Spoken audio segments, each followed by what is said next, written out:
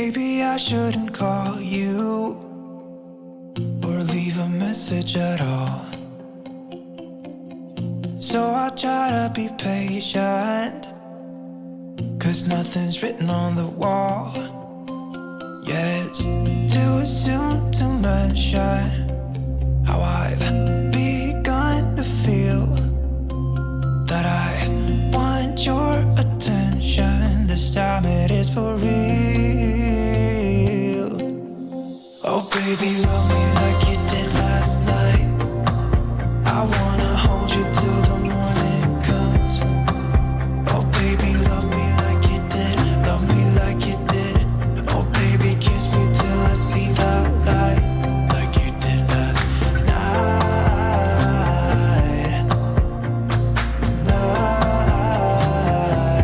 Like you did last night.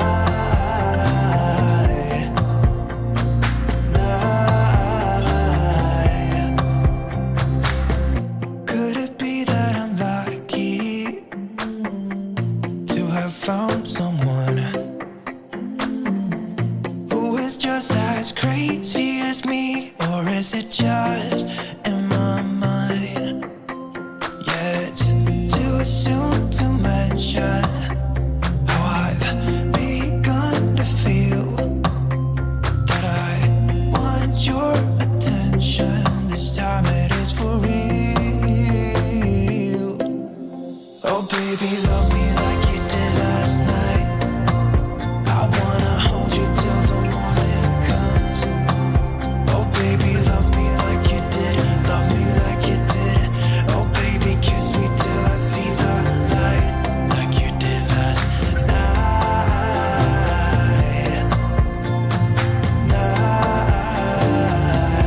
Like you did last night.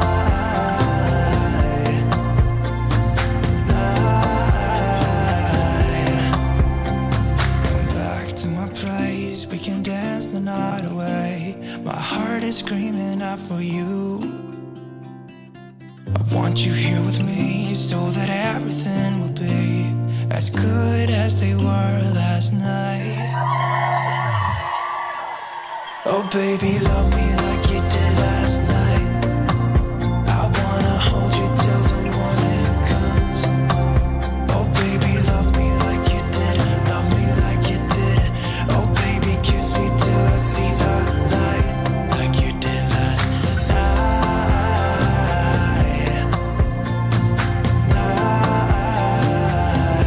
Like you did last night.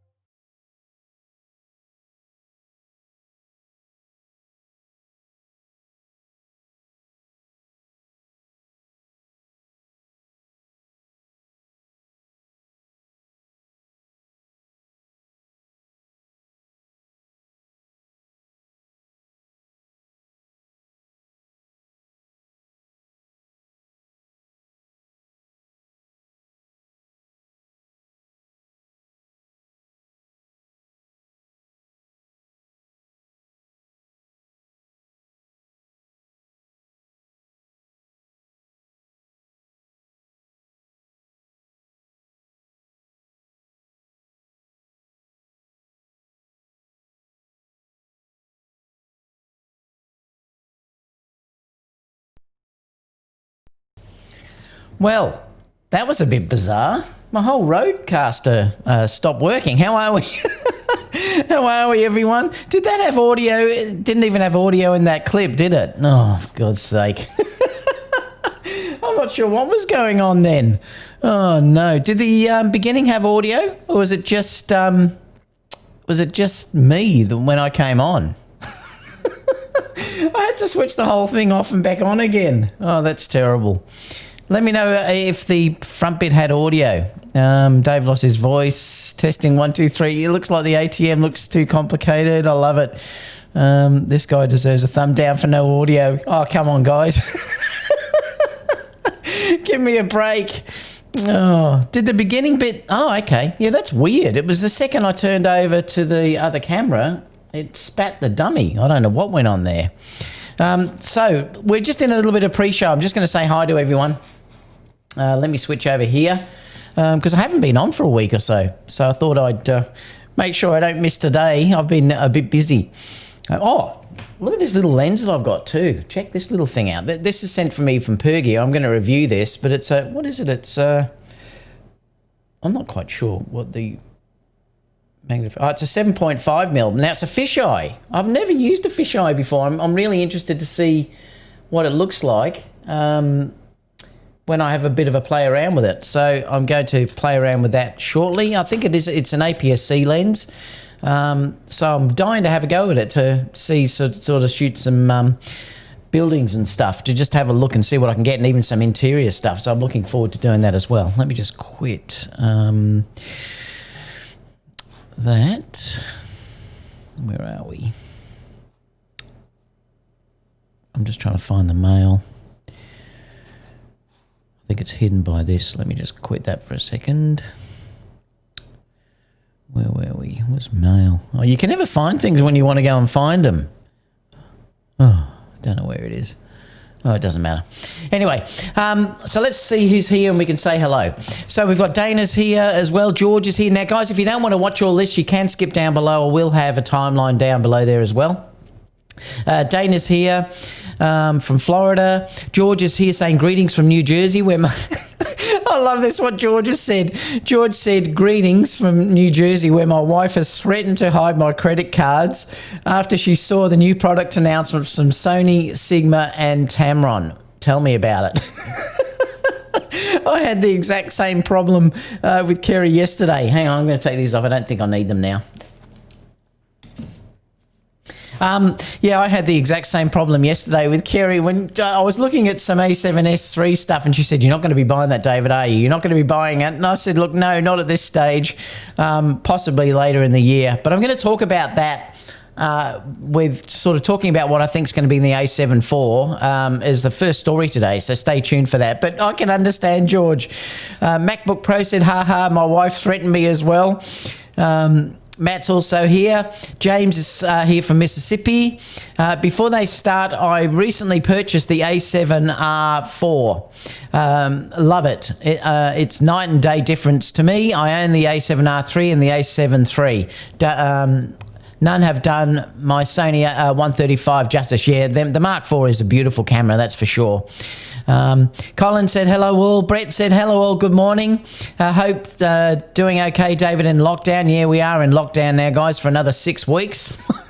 Oh boy, it's never going to end, I'm telling you. I mean, look, compared to world standards, we're not getting that many cases, but I think they just want to knock it on the head and try and eliminate it. So we're now into lockdown for 6 weeks here. My rules aren't quite as strict as Melbourne. I'm just outside that zone, but I have still got restrictions. So yeah, the whole of Victoria is like that now. So basically for me, I'm writing this year off. This year completely for me is going to be a write-off. I mean, I'm not going to get any weddings now for sure. I am booking weddings, but I'm booking them for next year. And hopefully by then, fingers crossed by January or February, when all the weddings are starting to book for, it'll all be okay. But I've got no work now for the rest of this year, basically. So that's one reason why I'm not buying the a7S3. Remember, guys, I have a full-time business, so I'm a full-time photographer. So if the money's not coming in, I'm not spending. Let's keep going down and seeing... Colin said, hello all. Brett, oh yeah, I read that one. Sizzleman said hello from Northeast Florida. Carl's here as well. MacBook Pro said, coming from Protest City, Portland, Oregon. Yeah, I've seen you've had heaps of trouble over there. Hope you're okay, mate. Your audience awaits, Carl said. Barry said, g'day. Leslie said, hi. David, greetings from Croydon to all in lockdown again. So Leslie's in the same problem that I've had.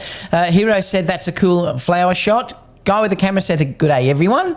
Erica said they're pretty in those dresses. Yeah, that was an amazing shoot that I did.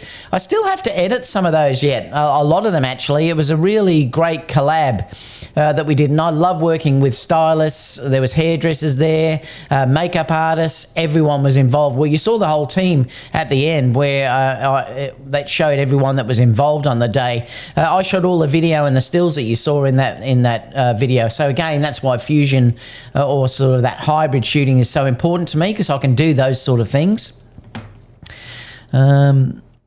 So thank you, Erica. Yeah, the dresses were beautiful. Wait till you see the photos. Greg's here as well. G'day, Greg. I'm going to be seeing Greg tomorrow in the Sony Alpha Melbourne. They're going to do an interview of me, so I'm looking forward to that happening. That should be a bit of fun. Fruipel said, greetings from all in Texas Hill Country. Sid said, very good, David, but I think you could rock that pink dress with the black hair with that blue thing on your head. Oh, boy. Great video and great photos as usual. Thanks, Sid. Are those flower walls an Aussie thing? Don't really see them in America. Yeah, they are. I've got one in my studio here. That wasn't my flower wall. That was what they brought into there. They had... all of these stylists and everything bring in all different things. There was furniture brought in, the balloons, the flower walls. Yeah, it's a really big thing here, those flower walls. They use them in a lot of weddings and stuff like that. I love shooting with them. They're very sort of feminine and pretty.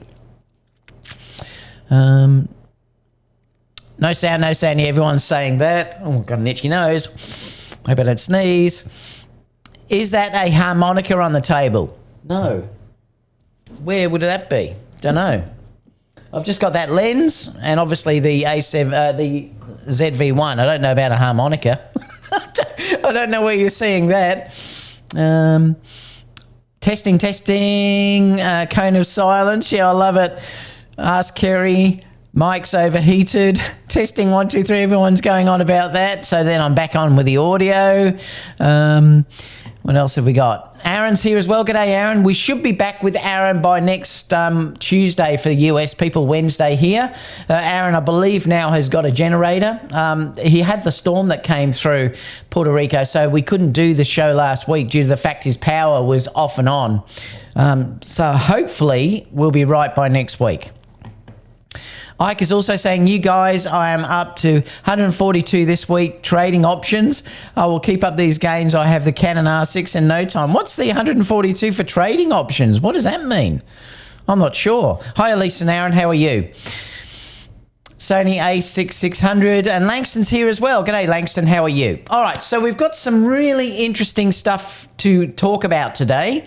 But let me, I'm just going to start the show, but let me put in the time that we're starting, which is 11:22, and we'll start the show. If you're looking for some crazy, I'll tell you everybody's standing in a line for the water slide. You can come on over, we can take the roller coaster. And you know everybody's looking for a ride in the water slide. Water slide.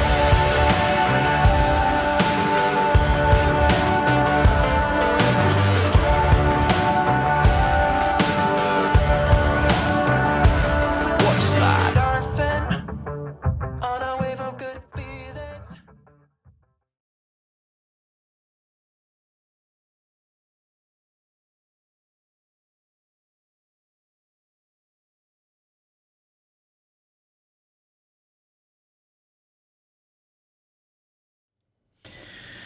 Well, welcome everyone. I've just noticed too on YouTube, we started out, you get a guideline down here that tells you how your stream is, and before it was saying it was perfect, and now I've got a warning come up saying that the bitrate is lower than recommended. It's obviously YouTube. Let me just open this widget. I want to see what it does.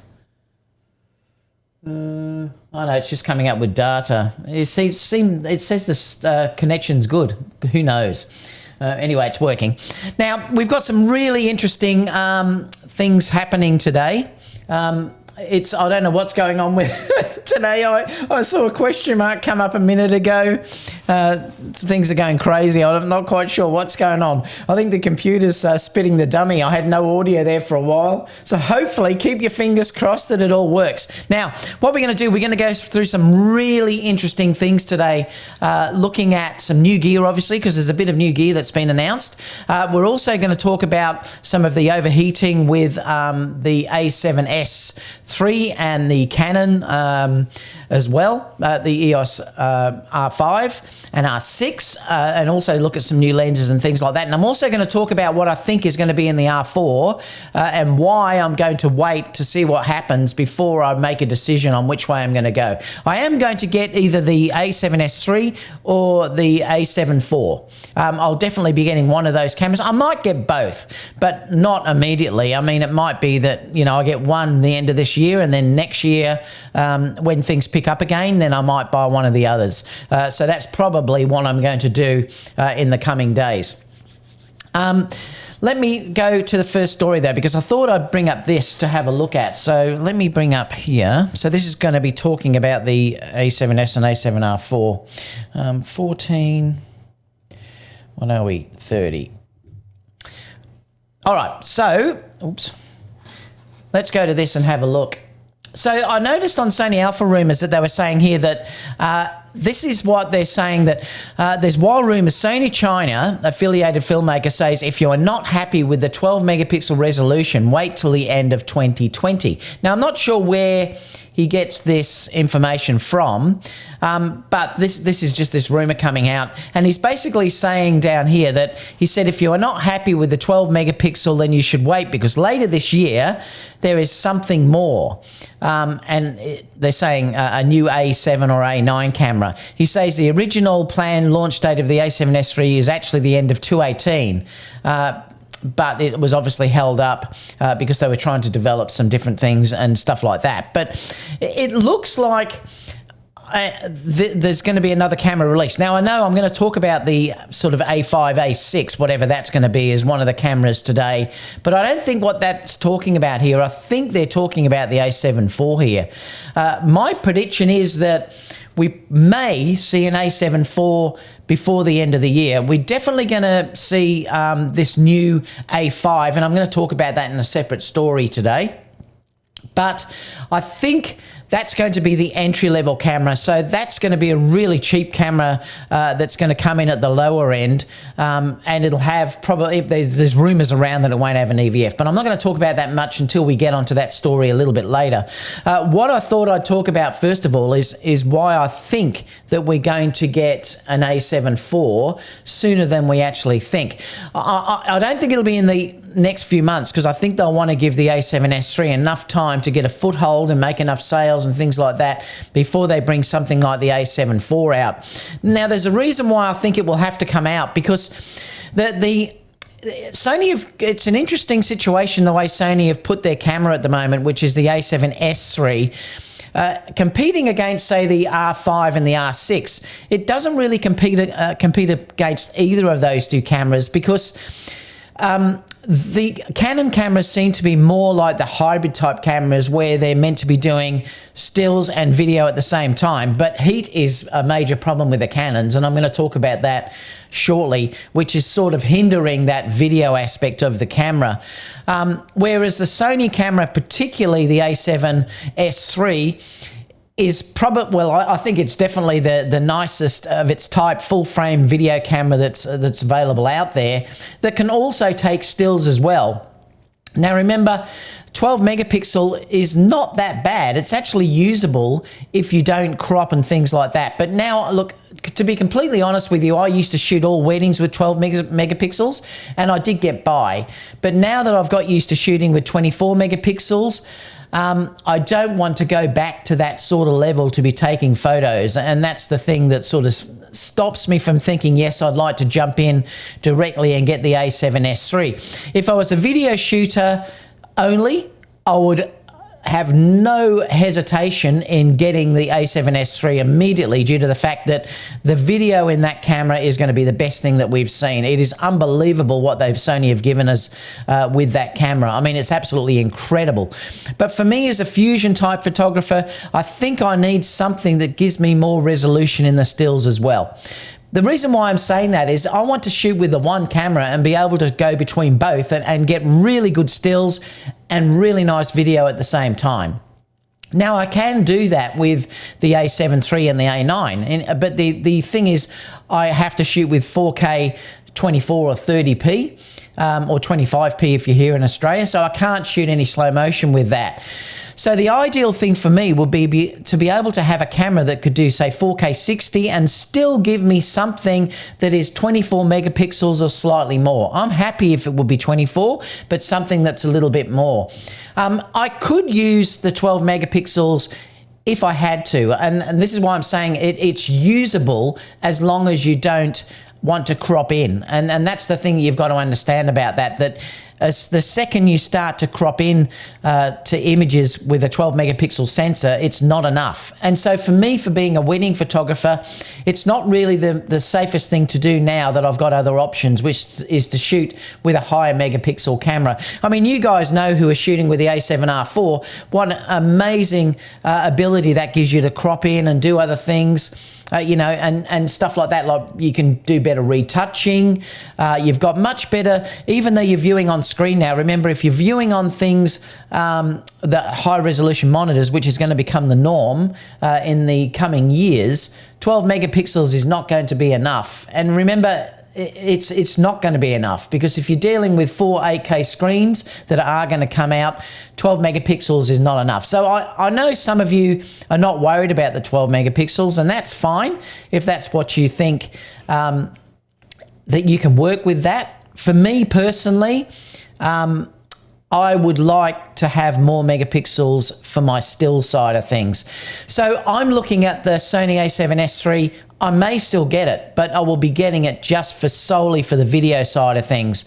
I really would like something like an a7S4, an a7IV, that probably will give me what I need as a hybrid or as a fusion photographer. So I'm going to go through some of the things that I think will be in the in the a7 IV, because I've got a fairly good idea about what they may include in it and the differences that they might sort of keep out to make you still want to get the a7S III if you need to, or say buy the a7 IV if you're more of a hybrid photographer. Remember, Sony are definitely marketing the a7S III as a video camera. They're not really marketing it as a photography camera. It's a video camera that will take good stills, and it will take amazing stills for astro, something if you don't want to blow it up really large. Things like that, you could get by with 12 megapixels. But if you want to, Ike's here saying 12 megapixels is doable for 1080. Yep, it is. 12 megapixels is ample for that. And like I said, if you were doing, say, Instagram photos, if you're doing images for your videos that you just wanted to do for videos, so you're not worried about them being printed and blown up to massive posters, you can blow up posters to a decent size from 12 megapixel, but I can tell you that detail, megapixels do make a difference. If you look at a leaf, if you're looking, say, at a landscape image, and the more pixels that you have in, say, a leaf or a tree, that's what gives you detail in your image. So you've got to understand that the more detail you have, the more megapixels I have, that the print will still look nicer if you have more megapixels, if you're going to, say, a reasonable size. So 12 megapixels is ample if you're just dealing with online work. It's ample if you're dealing with, like I said, with 1080p and things like that. If you're starting to deal with 4K, it's still even usable at 4K, but you'll definitely get a better result if you have a higher megapixel camera. So it has its usage, but for me, I'm going to wait to see what happens first. I then may buy the a7S III as just a video camera sometime next year when I can justify the cost. But let's look at some of the things that I think may be in this camera. Now, where did I put that? It was here. So what I wanted to do is, let me open up this for a minute. I'm going to sort of talk about in this what I think we'll have in the a7 IV. All right, so let's look at this. So if we look at this, I believe, like I said, I think that we'll probably have an a7 IV by the end of this year. That's what I'm predicting. And I think looking at the body, I think we're going to get the same body. I'm pretty sure now that all the latest Sony A-series cameras, the new one that's coming out is going to be more like, I think, an a6 500, that sort of body. We think that's what it's going to be. And I'll talk about that shortly. But I do think now that we're going to have this same body. So I think the body is going to be the same. You probably won't get this record button on the a7 IV. But I do believe now that the flip-out screen will probably be standard. So I think you're probably going to get that as standard. The rest of the body and everything, I think now is probably going to be exactly the same. The thing that I don't think you will get on it is I don't think you'll get the full-size HDMI. I think you're still probably going to get the micro HDMI that we have, or whatever it's called, in the Sony a7 IV. I think they're going to limit the full-size HDMI for the a7S III, and that makes sense to me because that is more of a video-centric type camera.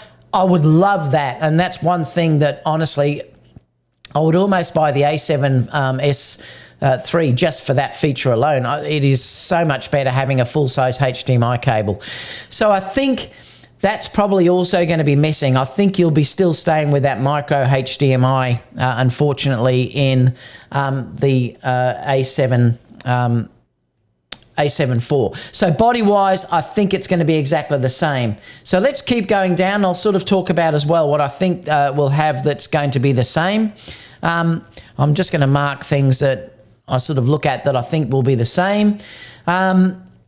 I think here will either be 24 megapixels. Now, it may go up to 35. I'm not sure how many megapixel this is going to be, but it's definitely going to be more in the hybrid realm. So we are definitely going to get more megapixels in the a7 IV. This will be their true hybrid. This is going to be the camera that will compete with the R6. It's not going to compete with the R5 because the R5 has got ridiculous video specs, but there's overheat. Like I said, there's massive overheating problems.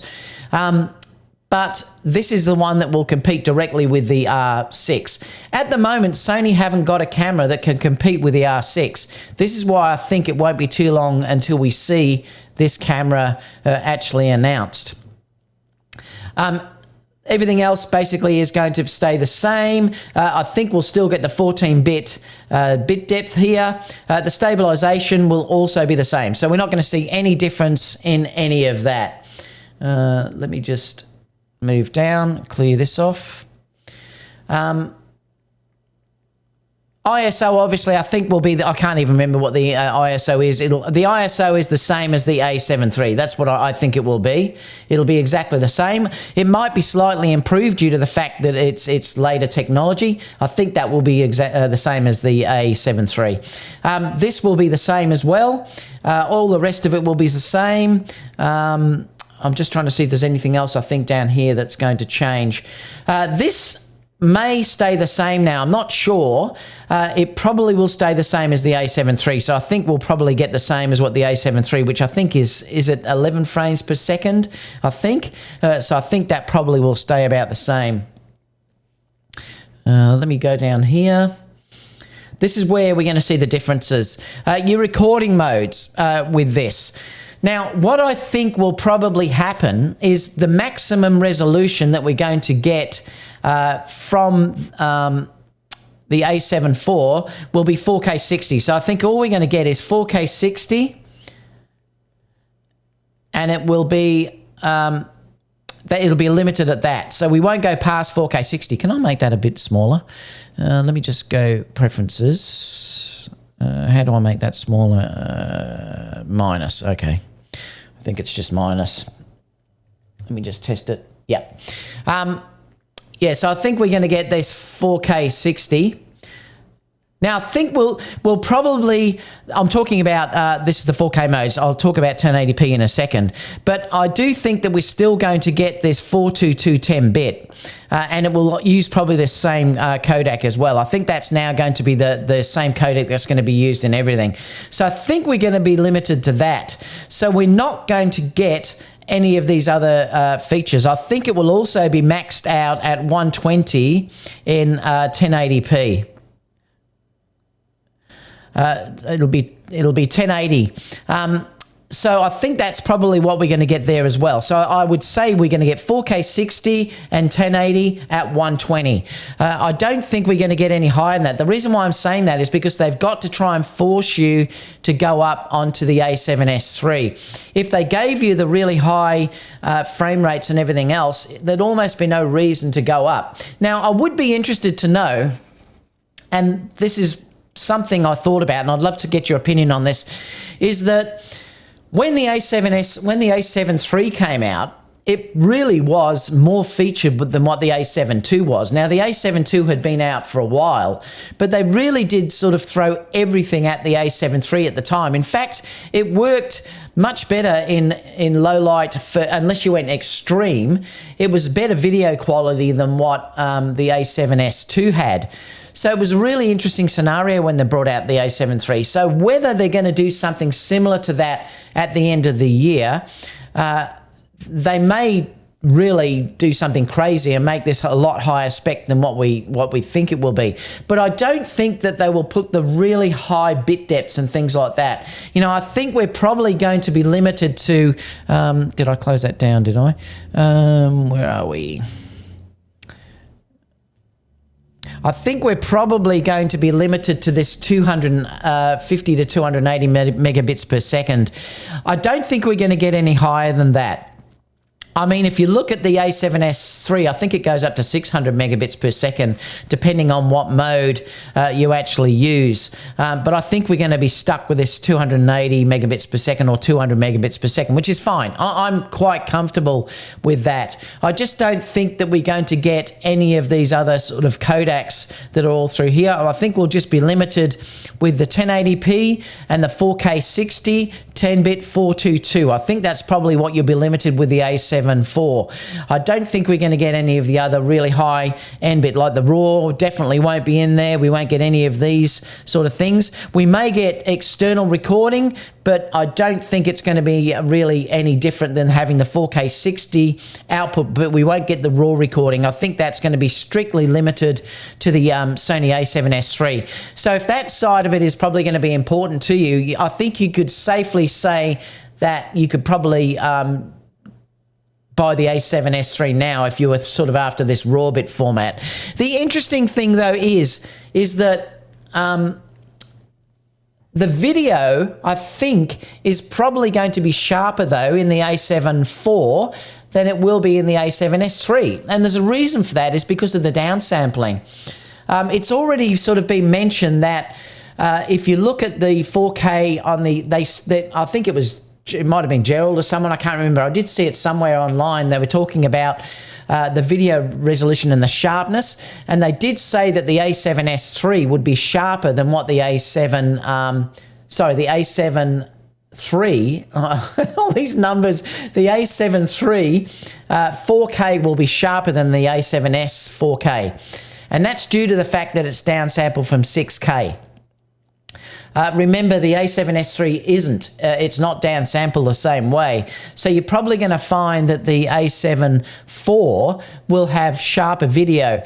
The area that it suffers, though, the a7 III, is it suffers in your 1080p video. The videos that I've seen around show that the a7S III is a lot sharper in 1080p than what the a7 III is. In fact, it can be quite soft in regards to, say, looking at what the Sony a7S III. That's why I haven't got my A9 here. That's why I like to use my A9 so much, because I find the A9, the 1080p, is sharper than what it is on the a7 III. All these numbers. Should have had a drink, then I probably would have been all right. So it's going to be interesting to see what happens in the regard that when they bring out an a7 IV, how good is this going to be if it's still downsample from 6K? So it's going to be really interesting to see what happens in that regard. Let me go back to this now and see as well, because you might find that the footage from the a7IV, if it's downsample from 6K, is going to be incredible. I'm just seeing too. So I definitely don't think we're going to get any of the 16-bit raw footage at all, and then I think everything else is basically going to be the same. The viewfinder, I think we'll probably get the same viewfinder that we have now in the A9 and the A7 R3. I don't think we definitely won't get the 9 million dot EVF. I think we could get the 5.7. That's quite possible. I don't think we'll get the really high-end one that's in the A7S3. Autofocus sensitivity, I'm hoping that's the same. It should be. I'm hoping that we do get the -6 autofocus sensitivity. Whether that is directly related to that sensor, we'll have to wait and see. But it's certainly going to be interesting to see what we get in the autofocus realm. We will get the tracking though. I think that we get in the A9. I think all the new cameras now will have that same tracking mode that we got in the A7R4. So I think we'll get that as well. So the autofocus definitely will be improved over everything else. I'm just seeing if there's anything else. Memory card slots, I think we'll get the same. I do believe that we'll get the dual slots. This is my prediction, that we'll get the CF Express Type A and also the SD cards. The reason why I'm saying that is because Sony want to sell those cards. Sony will definitely want to sell the CF Express Type A cards. So I think you'll get that in this camera. I think all the larger full frame bodies from now on, you probably won't get it with the A5 that I'll discuss in a minute, but I think you're going to get definitely the same CF Express Type A dual card slots, and that's fantastic. What else? That's about it. So I'd love to know I'm going to go to the chat too and see what people are saying later, but I'd love to know what you guys think. So I think that we'll have an A7IV probably, and it may be not released this year, but it'll definitely be announced before the end of the year. I'm predicting it's going to get 4K 60. I'm predicting that it's going to get the dual card slots that we have in the A7S, because they'll want to sell those cards, that CF Express Type A. I think it probably won't have the full HDMI port. I think it will be the micro HDMI, the same thing that we had in the previous bodies. I think the autofocus will get the tracking. We'll get the new menu, obviously, and I'm going to talk about that as one of the discussions today, because I'm a bit disappointed that Sony have said we're not going to get it for other cameras. I agree, Sid. I think CF Express will be the standard from now on. I think Sony are going to want to sell a bucket load of those. So I think that will be the standard in everything that we get. So what you have to do is you've got to make a decision on whether you would like to, say, go full on more on the videography side, or go on to more of the fusion side or the hybrid side, which is going to be that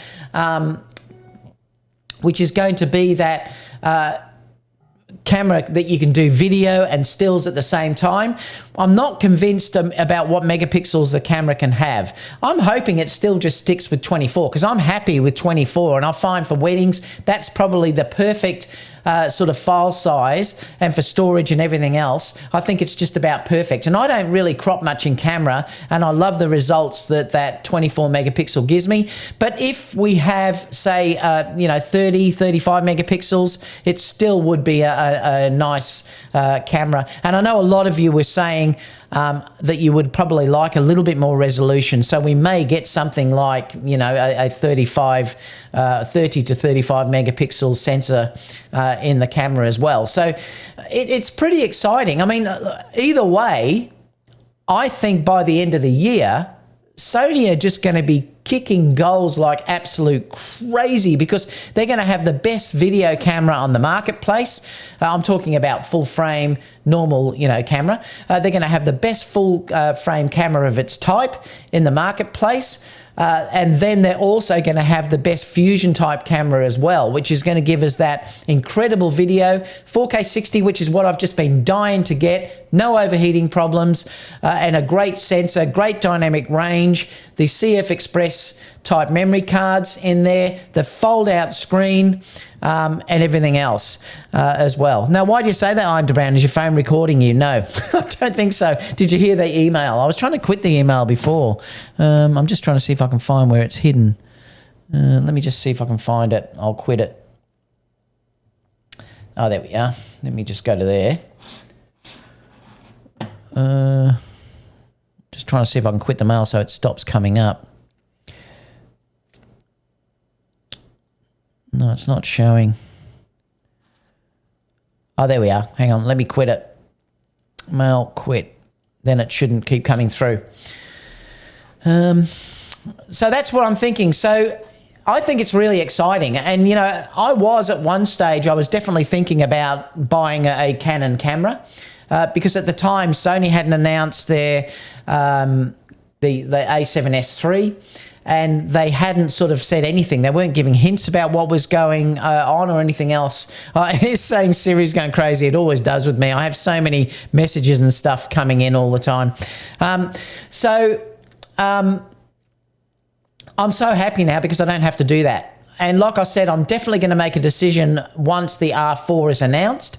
If the R4 isn't announced by the end of the year, well, then I may have to then make a decision about what I'm going to do. I probably, like I said, I probably will end up getting the S3 and then also getting an A4 whenever that's announced as well. And then I'll probably sell my a7 III. I'm not going to sell my A9 though. I still adore the A9. I'll probably sell my a7 III and get the a7 IV when that's announced and then get an a7S sometime next year. So that's sort of what I'm thinking about the way that I'm going. But I'm sure Sony is going to give us those features in the a7 IV. I think it might surprise a lot of you. They didn't hold back last time the a7 III came out, even though the a7S II was there. There was no holding back. And I think you're probably going to find that the same thing is going to happen this time. Let me just go to the Q&A because I just want to see what people are saying about this. And I want to talk, the next thing I'm going to talk about is I'm going to talk about the overheating with the a7S III and the Canons, because I want to go through briefly with that with you, not for long, but just to sort of talk about it as well. Let me just come down here. I'll probably just start from here. And then I'm going to talk about the new Sigma lenses, the Tamron lenses, and the Sony menu. I've got stacks to talk about today, actually.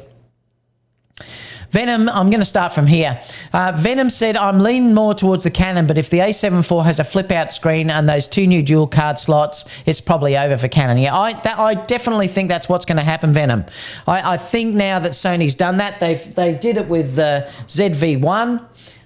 They did it with the Sony a7S III, so I think we're going to find now that they'll bring it out with that flip-out screen.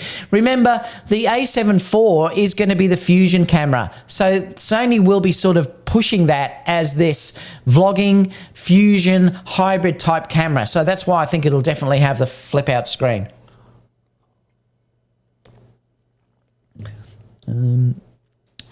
Robert said, I'm buying an X Pro 3 from a friend for $1,000. He's got the XT4. Wow, that's fantastic. Oh, you're buying the X Pro 3. Yeah, it's a great camera. Elisa and Aaron said, the Topaz Gigapixel AR software will make the A7S a more versatile stills camera, better dynamic range than the R4 and the R6 too. Yeah, I use that software, but remember, it's still interpolating. That's the thing you've got to understand. It can't do miracles. It does make it workable to blow up, but you still can't beat detail in a pixel. Interpolation, which is all that Giga pixel software does, it just interpolates what the pixel is in between. You can't beat actual pixels, and that's the thing you've got to understand. It will never beat a high-res camera like an a7 III or an the a7R IV, for instance. George said, is the A5, A6 Sony's way of saying that the A6 series bodies is history? Well, no, I'm not sure, because we'll talk about that shortly, George. I still think they're going to release A6 bodies as well. Langston's waiting for the Blackmagic camera with 12K sensor. Let me just keep scrolling down just to see what people are saying. Ike said, I feel like Sony could get away with selling the a7 III for another year at least. Langston said, I agree. I'm not sure they can now. I think that you're going to find the Canon R6 has changed that. It certainly has changed that for me. Robert said the a7S III is a nice video camera. It's the best. I mean, I think it's the best camera that's available of its type. Jess said the Sony a7 IV will be nice. Very important camera for Sony, as it must compete with the Canon R6. So it must be better so that no more users switch back to Canon, or that Canon attracts the new users. I had to laugh. I felt like putting a post on Vanessa. Is it Vanessa Joy? I think it's Vanessa Joy, isn't it? She's a Canon ambassador, and she put out a big video talking about the Canon. Everyone's going to switch back to Canon.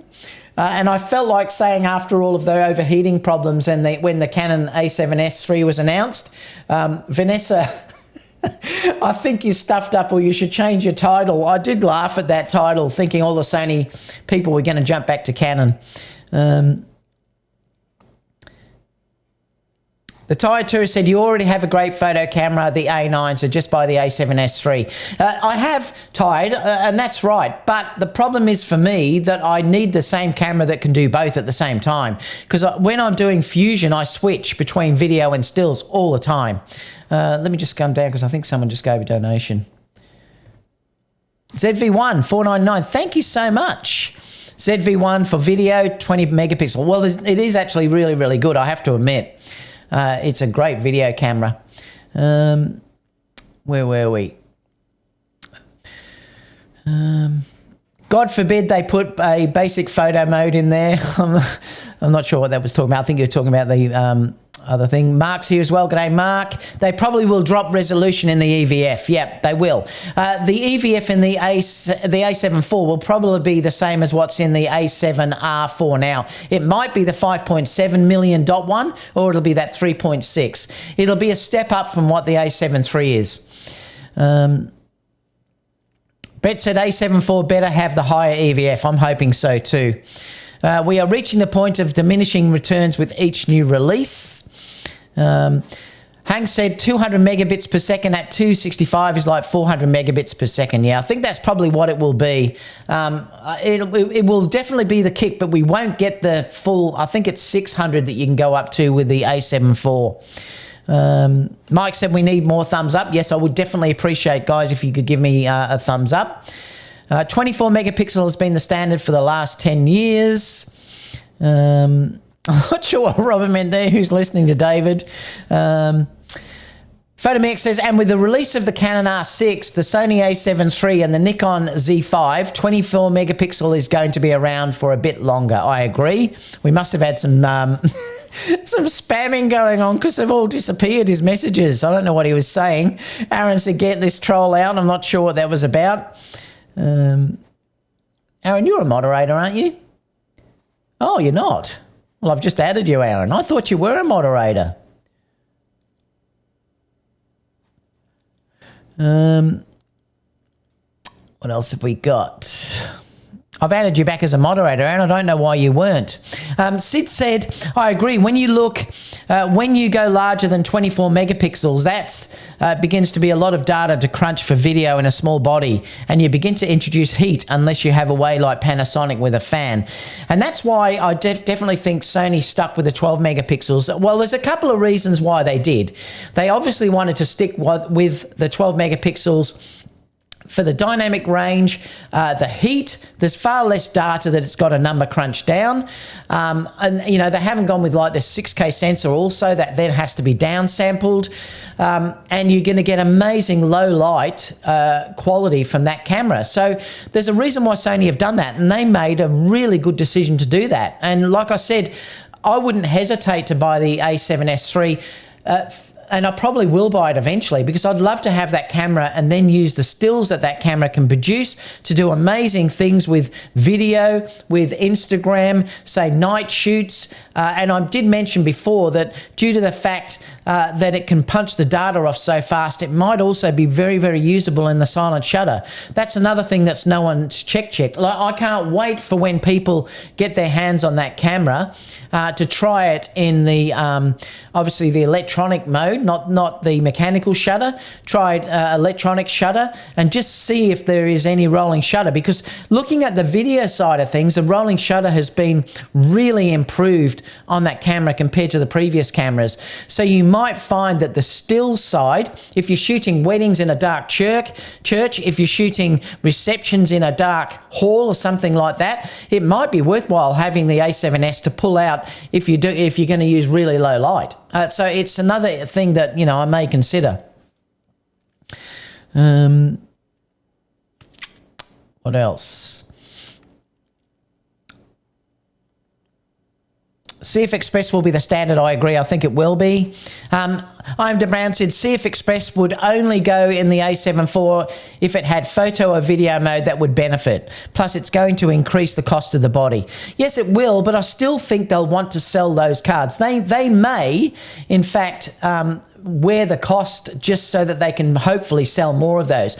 Remember, if you're dealing, I suppose, with 4K 60 and stuff like, you don't need those type of cards, but it's still future-proofing your camera. Remember, eventually those cards will come down in price.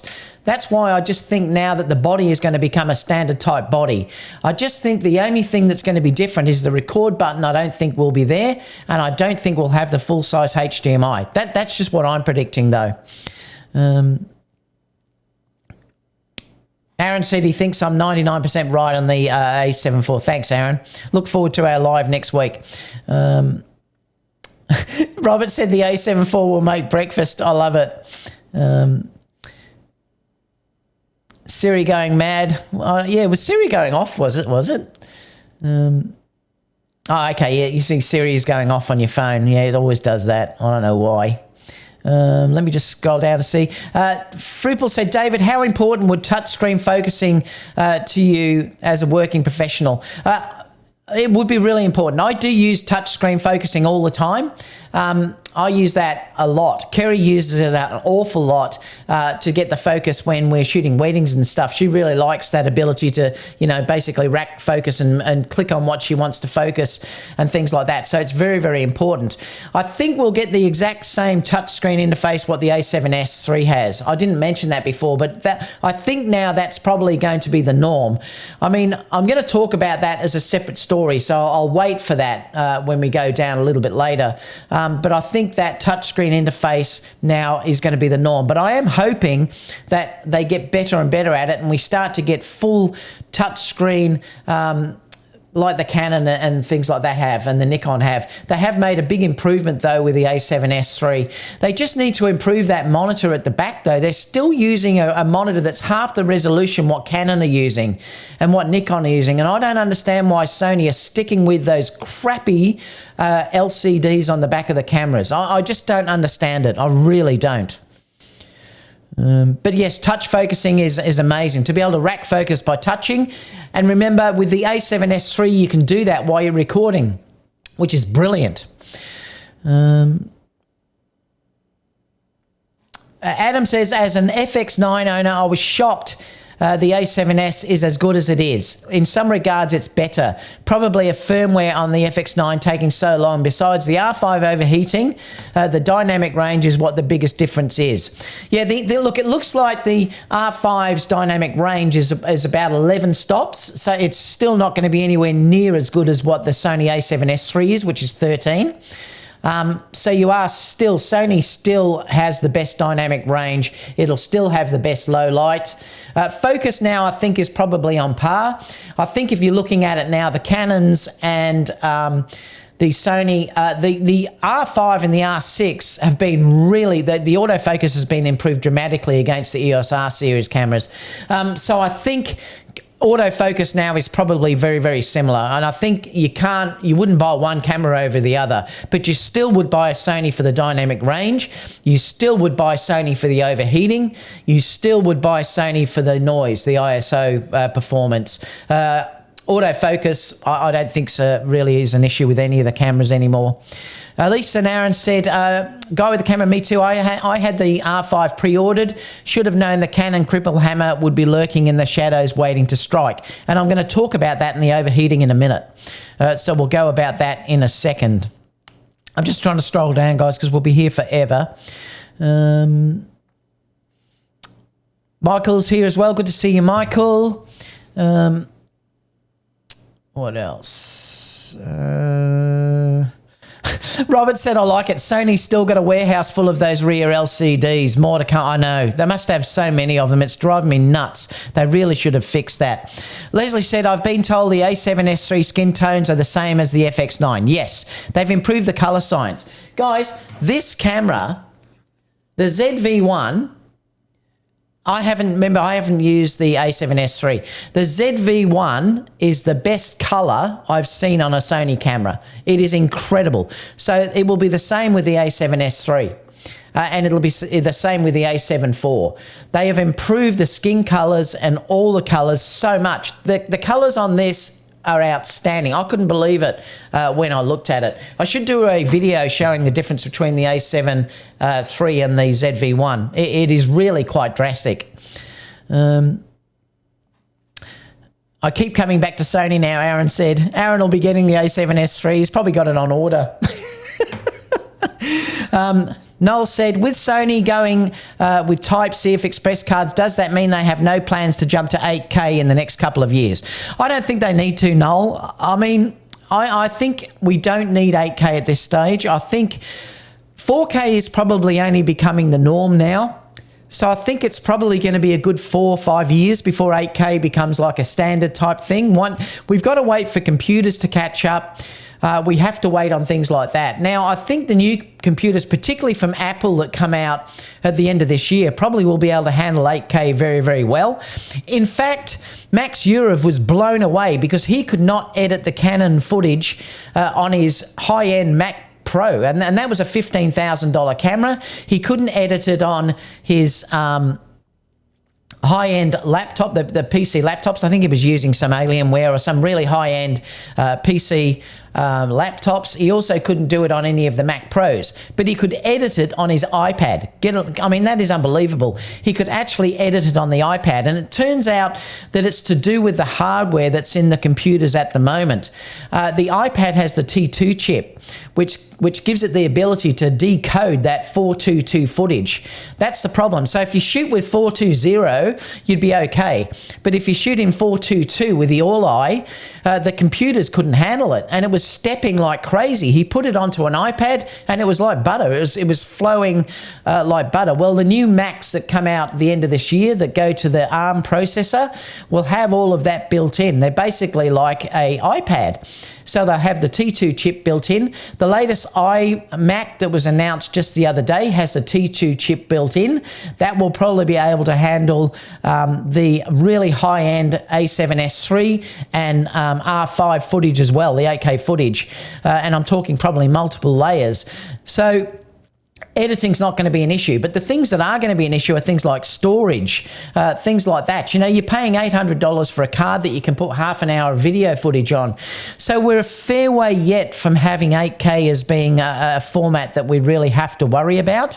I'm quite comfortable, and I would be quite happy with having the ability to shoot 4K 60, and that would probably do me. I don't even need 4K 120. I know others would love that because they'd love to really slow things down. I'm happy with just 4K 60. If I get a camera with that in the R4, the A4, I will be just jumping up and down, and that's really all I need. We may get 4K 120 in the A7IV. I doubt it, though. I think we'll be stuck with 4K 60. I think they'll keep the 4K 120 in the A7S III. What else? Aaron said he loves using his iPad. Yep, I'm the same. All right, so let's go on to the next story, guys, anyway, because we've been on nearly an hour and I haven't even gone on to that yet. I want to talk about the overheating. I'm going to swap these around. Let me just... I know, I'll do this first and then I'll talk about the A7S and that overheating. I just wanted to show this because it's this new camera that they're sort of talking about. What are we on? 57? 57.15. This is really interesting because I did just hear, did I take a thing of that? No, I didn't. I noticed Sony Alpha Rumors this morning showed a new number that was released. It was a new product number. So it looks like that's what it's going to be, is for this camera that's going to be coming out. It looks like it's a mix of well, this is what they're guessing. And I don't know whether it's going to be this way. I think... Why would you do that? To me, I'd probably just say put it in an A7 body. If this was me, and if I was marketing for Sony, I would just stick it in the same body as what the a7 III is. But that's what I would do. Sony Alpha Rumor are just putting out this possible new sort of casing that has the same sort of grip as what the a7 III has, but it's the same body as what an a600 has. They're saying it could be sort of termed as an A5 or an A6. It's going to be a full frame body though. We don't know yet about the type of specs, but they're saying that from the registration, they're saying the battery is the MPFZ100. It's USB Type-C. It has a single SD card slot. It has both mic in and headphone jack, and it's got Wi-Fi and Bluetooth built in. They're also saying the solid rumors are it's a new full-frame E-mount camera. It's entry-level, something completely new in the lineup. No A7 or A9 model. I don't have confirmation on the name yet, but I suspect it will be named A5 or A6. Announcement around the mid of September. So we're not that far away, so we're probably a month. Some of the things too that I'm thinking, they're saying down here that it's got no EVF, very compact A6000 kind of size, price around $1,000. So, I mean, look, I suppose as a way to get people in to Sony, it might be an interesting thing to say, get people into the actual system. The one card slot immediately puts this away from really being anything of professional use. But remember, they're marketing this as being the entry-level camera. At the moment, the a7 III is Sony's entry-level full-frame camera. But they're going to market this as a $1,000 type camera. Not having an EVF, I think, is crazy. I mean, I'm hoping it has a pop-up EVF or something that you can use. Because remember, if you're dealing in daylight, if it's got that crappy screen that we've got now, on the back of the Sony cameras, you can't use it in daylight. If it's sunny, you need to have an EVF. So, yeah, that's a real bummer. The one card slot, I suppose, because it's an entry-level camera, yeah. But it does have mic in and headphone jack. So it looks, I mean, okay. It is what it is. I don't know how many they'll sell of these. I think I'd probably... I would recommend for anyone to go up to the a7 III rather than have this camera just for the dual card slots alone. They're not mentioning what video this will have or anything yet, but it looks like it's going to be a camera that's going to be announced the mid of September. I'm going to keep moving on. I just wanted to mention this because I want to go into the overheating videos that are out. 1 hour. Now, this is a really interesting story. I'm going to be showing, where are we? This. I noticed there's some videos out now showing that the A7S III versus the Canon EOS R. Gerald Undone did one, Sarah Dishi did some. There's all ones, and there's also ones out there where it's overheating, and I did watch a couple of them where they were overheating. I think that was from Dan Watson showed the cameras overheating, and I think Hugh also talked about overheating as well. So I wanted to sort of talk about this aspect of it first, and then I'm going to show you something which is really interesting. But what you've got to understand too is that any camera is going to overheat if you stick it into a sunny condition, and the temperature does get eventually over what the operating sort of temperature of that camera can run.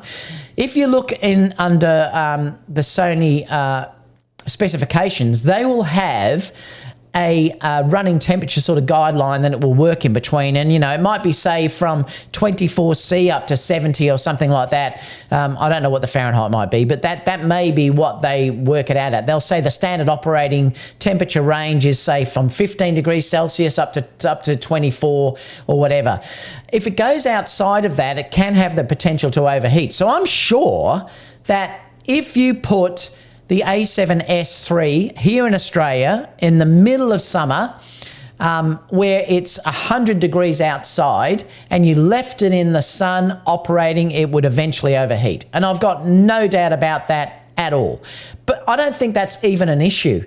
And this is what I think people have to understand, that you've got to make compromises with how you use the camera. And if you're not careful and it's left in full sun, those things will bake. If it's 100 degrees Fahrenheit, for instance, it's probably 150, 160 degrees Fahrenheit inside the camera. So you've got to understand that you're making it work outside of the operating temperature that is possible for that gear. The things that you do is, like someone said here, use an umbrella and things like that. And that's what I tend to do. If I'm shooting with my cameras here in the middle of summer, where I go and shoot and it's incredibly hot, like if it's 120, 110 Fahrenheit or whatever, I'll have Kerry or someone standing over the video cameras that are there still with an umbrella. And just that alone will stop the cameras from overheating, because it's the direct sun that causes the issues. Well, it is with the Sony. The Canons are something completely different, and I'm going to talk about that in a second. So the Sonys are going to be usable in almost any situation, because as long as you keep the sun off them and don't bake them in the sun for, you know, half an hour, whatever it takes for them to overheat, they'll be fine. And if you're using them in a normal type of operating environment, the a7S III will never, I don't think it'll overheat. So this is something that I think you have to understand with how it works. The problem with the Canon is it's overheating even in stills. This is the problem that people are reporting that you're getting with the R5. It's overheating in the stills, and then there's that, say for instance, they'll use the R5 for an hour, then they'll go to shoot video, and it says it's not available. So you know, it's a real problem. Like it's not workable, and this is the problem. And the issue is it's incremental in the way that it works. Like if you turn the Sonys off, they don't gain heat. And that's the problem with it. That, like with my A9 will overheat if I let it in the sun. If I left it in the sun for a long period of time and just left it there, it will overheat. And I've shown that because I did an overheating test with the a7III and the A9, and they both overheated after a period of time. But I've never had it overheat in a real shoot because I don't leave my cameras like in that situation. But the problem is with the Canon, they're overheating in a normal environment, which is like inside, after a period of time. They're overheating. We've seen all those videos done. I think it was Tony and Chelsea did one of it. There was others that they did. Jared Polin did one where it overheated when they were shooting inside a controlled environment. I've never, ever had a Sony camera that overheats in a normal working environment. I'm using the a6300 now, and this will go for hours without it overheating. But if I took the a6400 outside into the sun, in the heat, it will overheat. It's just the way that it works, and you've got to understand that that's how it works. But the problem with Canon is it's overheating in your normal work. But that's not even the problem. The big problem is that once you turn it off, it won't restart again for a whole period of time. And it might be, some people are reporting it's 6 hours that you have that camera turned off, that it'll turn on again and it still has problems. This is crap, and I don't know how on earth, Triple said, oh, I miss these rants, how on earth you can work with that to happen. Now look, let me qualify too, because people are going to say you can shoot 4K 24 and it will never overheat. Yeah, I fully understand that, and then it's going to work like the Sony cameras is, and I understand that side of it. But if you want to shoot in normal photography mode for an hour, and then you want to go and shoot a video, you're not even going to get the option to shoot video because it'll just come up with a thing saying it will overheat. This is nuts. And I think Sony and Canon have done the dirty here on their people, and I'll explain why. Because this came out this morning, which was really interesting. I noticed a number of people were commenting about this. NoLIVE has, he's obviously got the R5, and he's doing some testing out. He's only got a small number of subscribers, so yeah, like him, guys. I mean, but I'll share his video down below. But what he did a test yesterday of showing the overheating on the Canon EOS R5. And the interesting thing was, he showed that if you took the CF Express cards out of the camera, they don't overheat. And he was shooting in 4K HQ mode, which is the really high all-eye 422 mode, and it didn't overheat. In fact, I think he shot for 4 hours. So it looks like it's the CF Express cards that are causing the issue. Now, there's two things that have happened here. Canon have put in a artificial software limitation that is turning the camera off after that time. Because when you take the cards out, it doesn't overheat. So Canon are either measuring the heat in these cards and the cards are overheating. There is talk that the CF Express cards can have a throttling problem, which causes them to throttle down, and they can be damaged if they get too hot. So the interesting thing is that with the EOS R5, this guy has proven, this NoLIVE has proven that if you take the cards out and you record to, say, a Ninja V, it will go forever. Like, it just keeps recording. And this is really bizarre.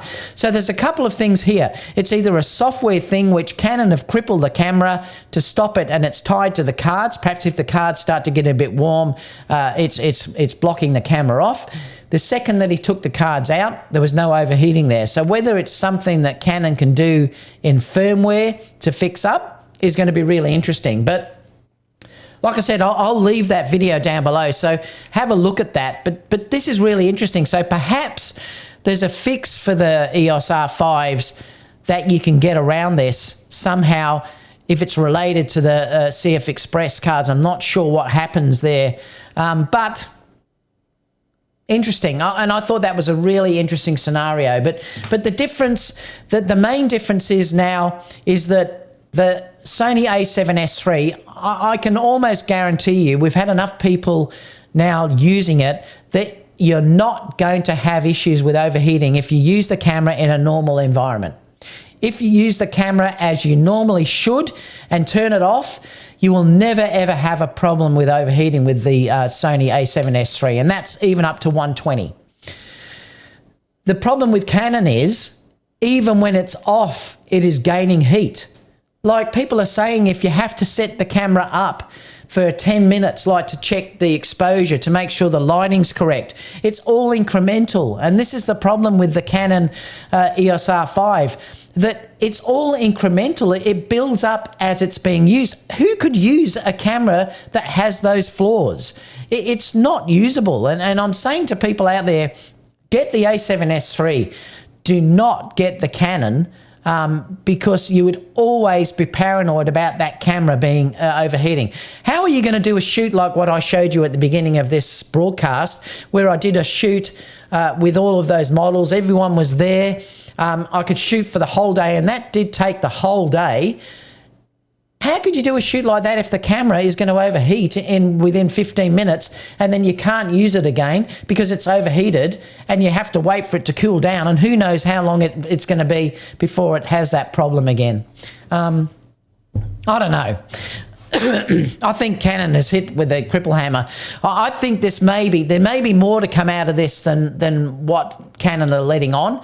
It's really interesting that when you take the CF Express cards out, there was no overheating. And like I said, I'll leave that video that you can look at it. Are Canon limiting it by software to protect their high-end models? It's going to be interesting to see what happens from this. And I'm sure Gerald Undone, I noticed he put comments in about this as well. He's now seen this video, and he has also commented. May be able to come up with some theories about how this works. But I think it's not looking good for Canon at all. So there's no way on earth I would buy an R5 unless you're using it for stills, where apparently it never overheats, but you can't use it for stills and then quickly switch on for video because it will just overheat. And it's incremental, and the time to wait for it to get cool is ridiculous. Sony, even when they overheat, you only have to leave it a few minutes and then you can shoot again. And you will get a lot of use out of it. You don't just get 1 to 2 minutes like what the Canon EOS-R5 has.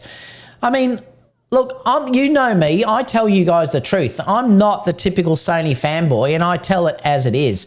If Sony had done this, I would also be abusing Sony as well. But they've put too much. It's either they've put too much into the Canon camera, they're crippling it, or there's a major problem with the CF Express cards that they're using that are causing ridiculous amounts of heat, and it can't cope. But anyway, stay tuned for more information on that.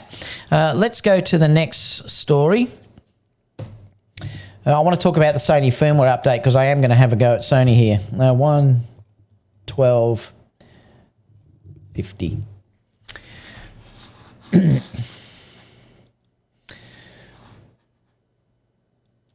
All right, so this is really disappointing. Sony says that the new menu is not coming to older cameras.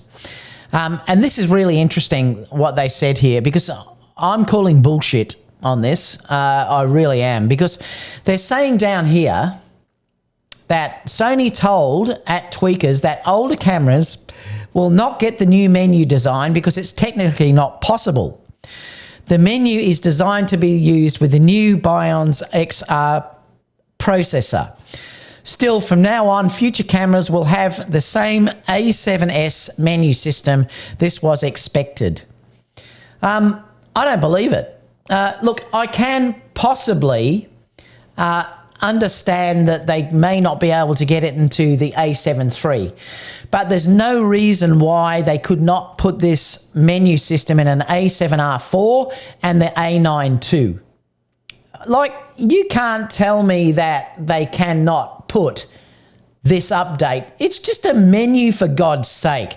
I mean, some of you might be able to say, look, it's processor. I'm not going to believe it. There's no way on earth I would believe that this menu system is too processor intensive that the a7R4 and the a9 II can't do it. I just do not believe that's possible. I think that's just a load of crap. And I think this is typical of Sony holding back, trying to force users to go into new cameras. But look, if that's what Sony wants to do, I fully understand, and I think that's fair enough. But Sony, tell us the truth. Don't say it's not possible, because I'm calling bullshit on that. I think that is complete, utter crap.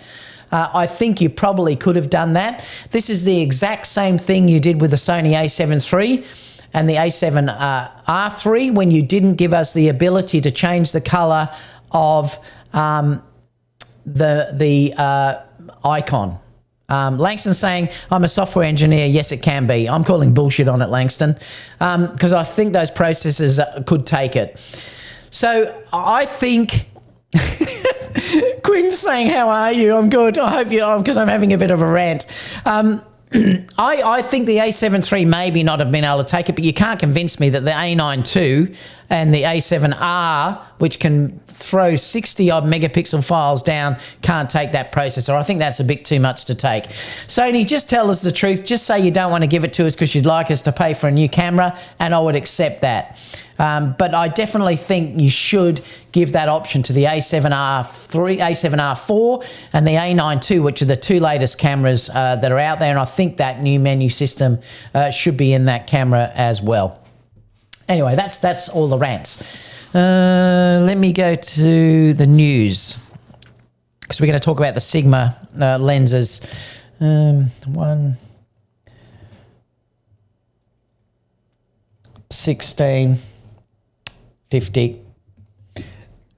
This is why I'll never be a Sony ambassador, I'm telling you, after going crook like that. 112, oh, it's 116. Where am I? 112, 116. 116.45. All right. All right, let's go to news because we'll look at some other things that are out there. So there's some exciting news that's come about. The Sigma, what a lens this looks like it's going to be. We're off the rants now, guys. We can get back to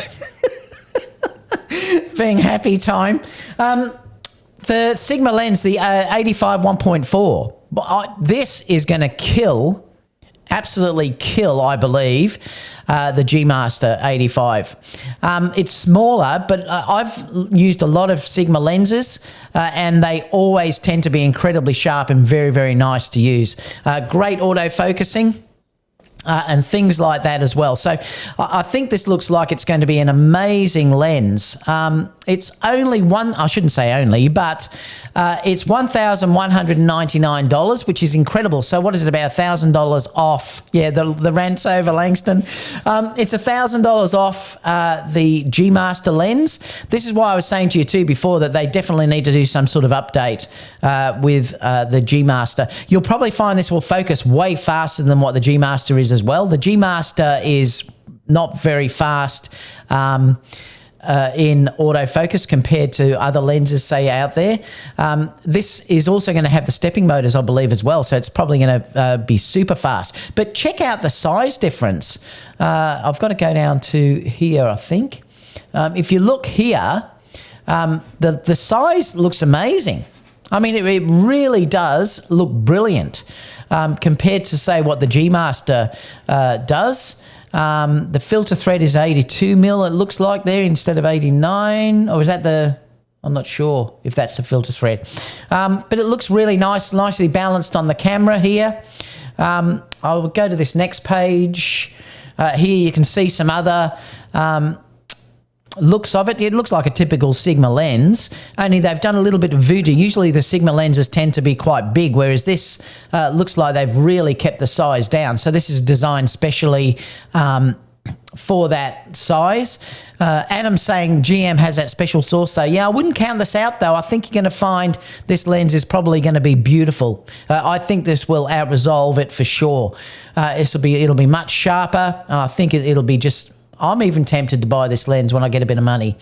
Chart looks really good if you want to look at the charts, but there's a whole thing there. You know, you've got your switches, your AF, the MF manual switch, and you also your focus lock button and things like that, or the click declick button through here. It looks great. I mean, I can't say much more about it. There's 15 elements and 11 groups. The shortest focal distance is 0.85 meters.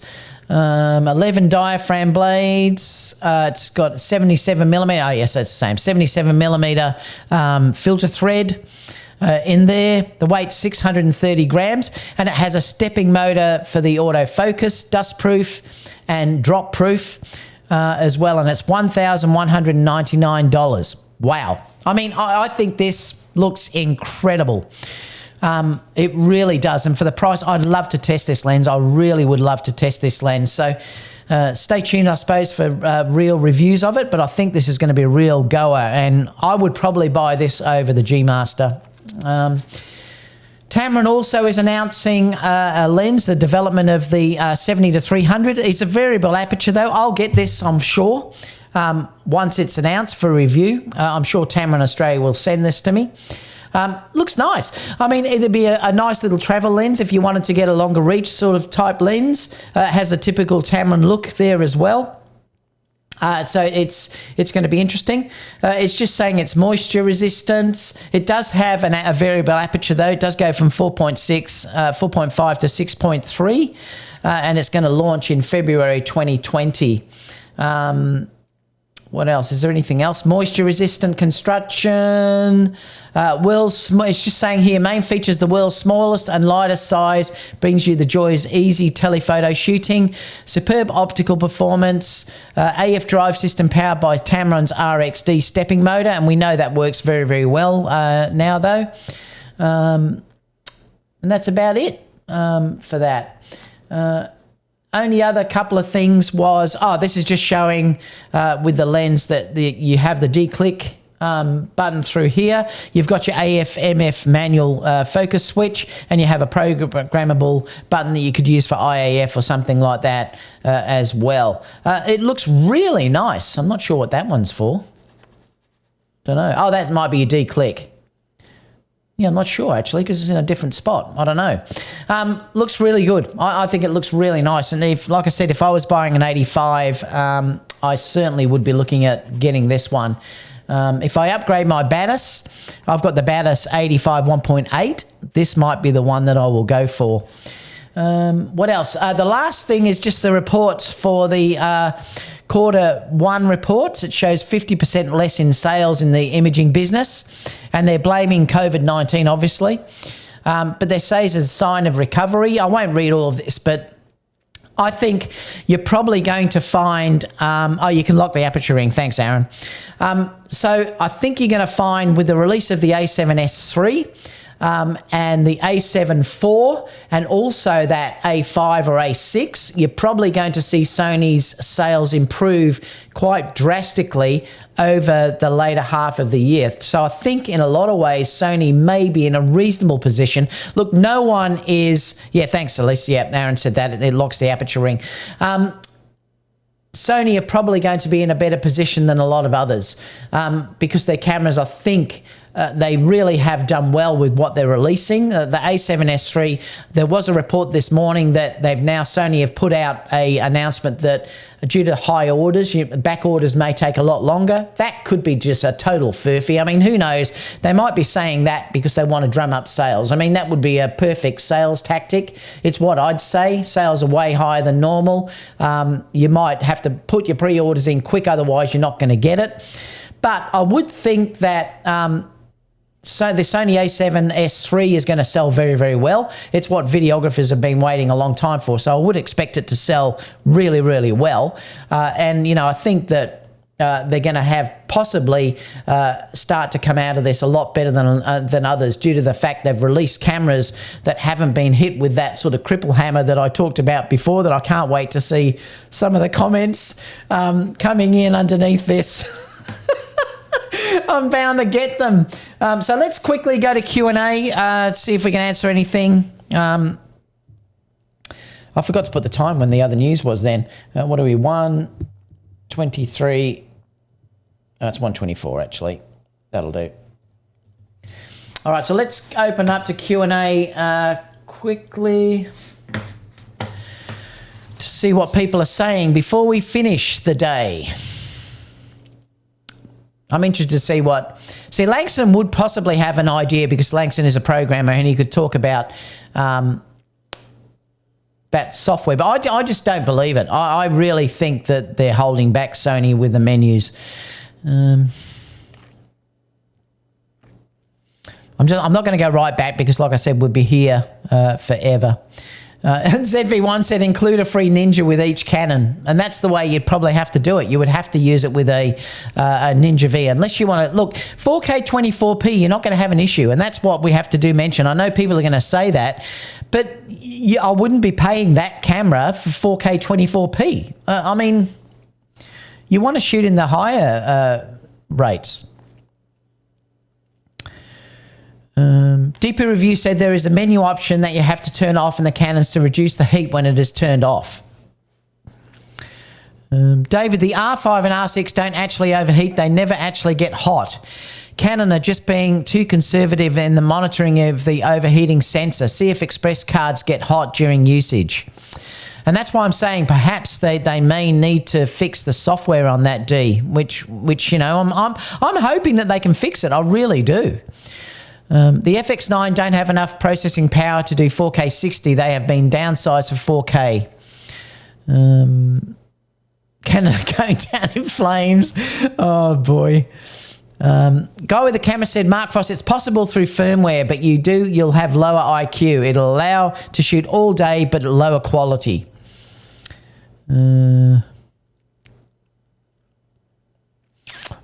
The Canon cripple hammer was just hiding, but it will be more clear when Canon releases the RF mount C300.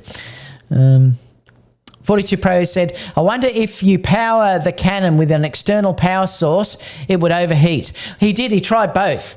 So he showed it with an internal... he said the problem was, and that guy that, like I said, I'll leave the link down below. He said the issue was it wasn't with the battery, it wasn't with the external power source, it was with the CF Express cards. That's all the problem was, causing the overheating. Like I said, if you want to watch the video, I'll leave that link down below. Watch it afterwards. Everything was related to the CF Express. And going out, obviously, to an external monitor. Card interference heat issues could definitely explain why shooting stills affects recording ability, but doesn't explain why it overheats just being turned off. Yeah, I know. I'm scrolling down to see if we can get to some other stuff that people were talking about. If the menu system needs the new A7S processor for touch, fine. We could use the joystick then. I Am to Brown said, remember the A9 got the new My Menu, then gave the A7R3 and the A7III in My Menu. Yeah, they just never gave us the colour, though, did they? They never gave that colour in the A7R3 or the A7III. I don't think you got it in the R3. You might have. Adam said it could be done easily, but it costs dollars to write the code. Dana said, there goes David's Sony demo access. I know, I just can't help myself. Oh, boy. I got no hope, have I, Dana? You need to do a GoFundMe so I can purchase the A7S III so I can review it for you guys. Just call it David's A7S III GoFundMe. I promise I will use the camera for good. Tim said, I wonder if they think they can't change the menu system, including the touch component of it, without the touch part. Maybe. I mean, that could be a problem. That might be right, Tim. But the thing is, they did show you using that full menu with normal interface, which is your normal wheel and you know, joystick. So I don't think that's a problem. You don't have to have the touch interface to use the menu. You could still use the joystick, and you know, that was shown working. So I don't believe that is a problem.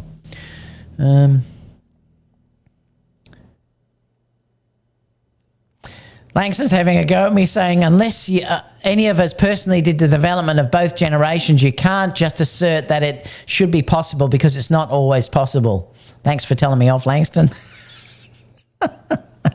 Just like the A7S III has dual gain ISO. Yep. Well, I think Gerald Undone said that the A7S has dual gain ISO.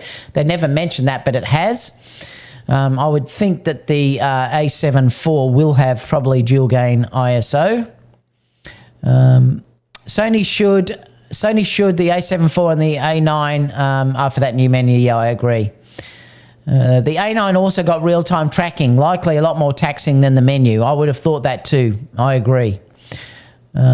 Brad said, yep, I was considering this in the lead up to the R5, R6. I think Canon's processing chip architectures are far behind Sony when it comes to abilities and tolerances, heat, data, throughput. And this may be also because Sony have been at it for so long. Remember early on in the days when Sony, the a7 II came out, we did have issues with overheating and things like that. So we did have to put up with all of that. And we got completely bagged all the time by Canon. And now, unfortunately, they're copying it back. I mean, what do you do? Sony GM better have a price reduction. They certainly... Well, wait till we see the full reviews, but I've got a feeling that that Sigma is going to blow the Sony GM85 out of the water. I really do. Processing power in the A7S III is insane, but 4K 12 megapixel is a lot less data. Look at the 8K write speeds. That's generating heat just to thinking about it. GM has that special source, though. At least saying they're considering that lens. The G Master is hung. I love it. The new Sigma looks great, except for some correctable pin cushioning. Yeah, but you'll be able to fix that in post, Dana. Especially the 85 GM, it renders amazing straight out of camera. I'm saying the Sony is ahead better with their chips. It takes Canon building massive cinema bodies to handle what Sony is doing in their smaller bodies.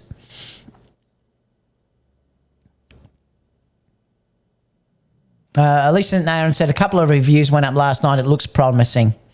Going to be AUD 1800. Yep. I've got to get the new cameras before I get new lenses, though. I mean, I want to get the a7S3 or the a7IV before I get any new lenses, that's for sure. David, it's disgusting how Sony Australia treat you. I know, I wish. They even gave a test unit a7S3 to an Aussie with less than 10k subscribers and yet snub you. What do you do? I mean, it is what it is. Alexander, I'm not going to change the way that I talk to you guys. I'm not going to sell out for anyone. I'm here for you guys, and I'm here for you guys to tell the truth as I see it. If Sony don't want to look after me, they don't want to look after me, and it's just the way it is. But I'm certainly not going to suck up to anyone to so I can get a review camera. That's for sure. I mean, I'll ask if they give me one. I'll ask if they can send me one, but who knows? That Sigma 85 looks great. Yes, it does. Dana said it wasn't too bad. Guy with a camera. Oh, he's talking about something else there. Let me keep going down. Aperture lock switch, they were saying, yep. Carl said the Sigma 85 1.4 looks very tempting, but I wonder how much better it will be compared to the Samyang. Interesting, yeah. I mean, that would be a good test. That certainly would be a good test. Aaron said Sony will not update nothing. Are you talking about the lenses, Aaron? Oh, you're talking about the menus. I love it. I just want the Sony color focus. I know, so do I in the a7 III. I really wish they'd give it to us. Mark said the new Sigma 85 1.4 gives me hope that the Sigma 105 could be redone at a smaller size. Yeah, that Sigma 105 is massive, but boy, what a lens. But the GHEM has the special orange logo, totally worth for the price. I love it. Elise Nam said, I wish the Tamro was something with more range. It will come. They will release more lenses, I'm sure now. It's just a matter of time. Ike said, Aaron, I know, right? Sony is coming out with several new bodies. Why would they update the old ones? Queen's Beach said, thank you, David. Adam said, looks like the Sigma is making an amazing lightweight lineup. And I've said this to you before. How lucky are we? We have Tamron, we have Samyang, we have Sigma, we have Sony. I mean, we've even got all these third-party lenses now, you know, like this Pergear, this little, you know, lens that I'm going to test here. I mean, it's unbelievable how lucky we are now on the Sony lineup. That's for sure. Langston said it's not cheap to backport. Why would people pay for an upgrade of menus in old cameras? Elise Adam said, good on you, Dave. There's already enough sellers on YouTube already. Aaron said, yes, firmware stuff, no updates. Sorry, guys.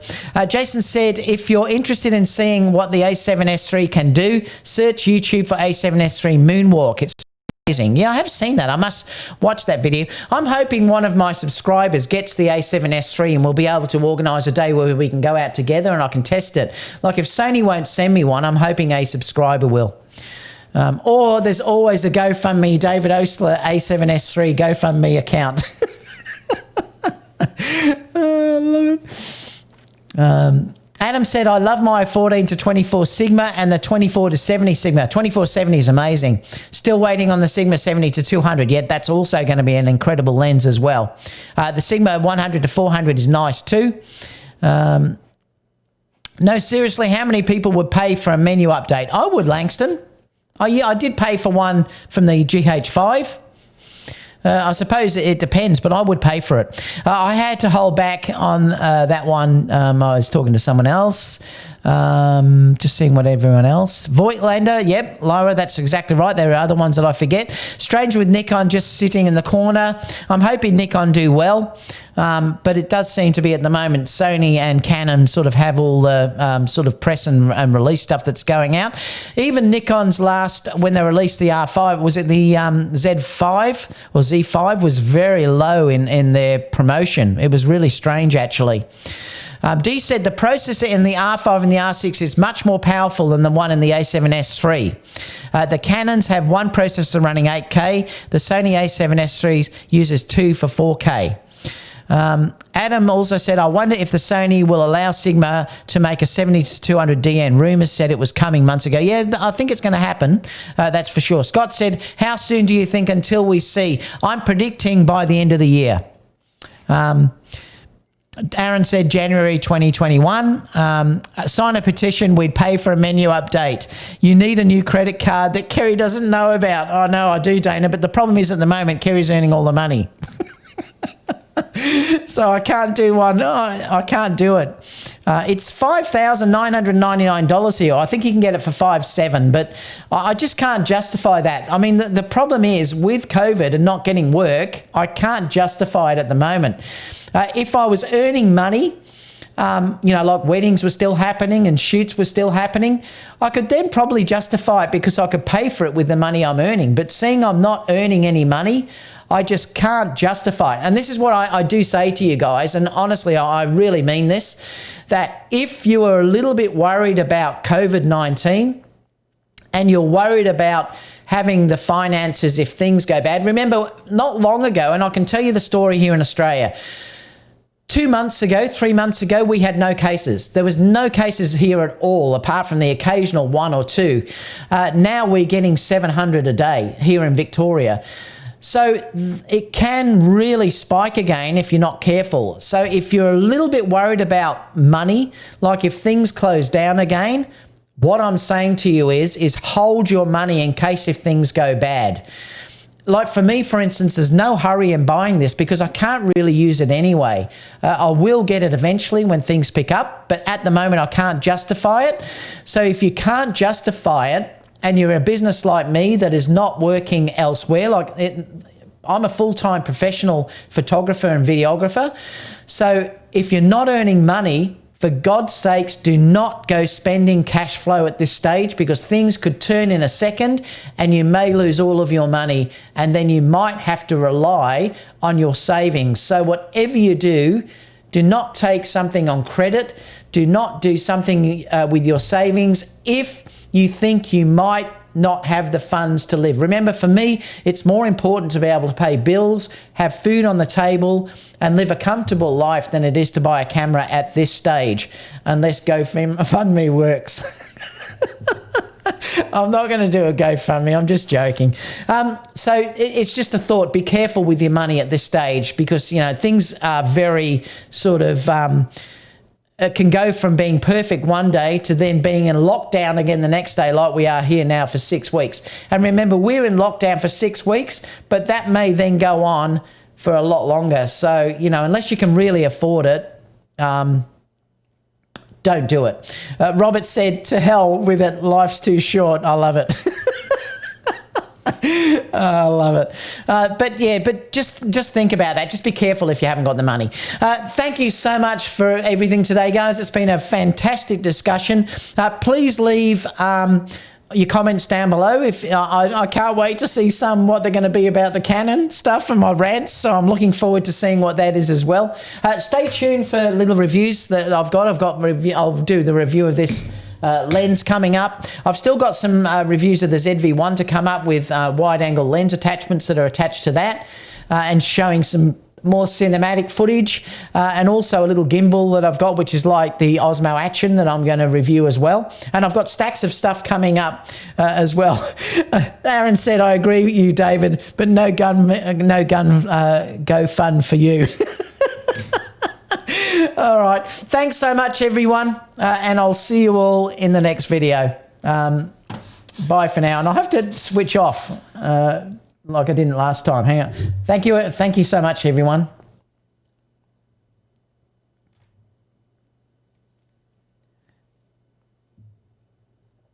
Now, I've got to make that phone call to Sony because they're giving me that a7S III. I better do that before I finish the show. So I've got to get the a7S III and they're going to give me the date that the a7IV is announced.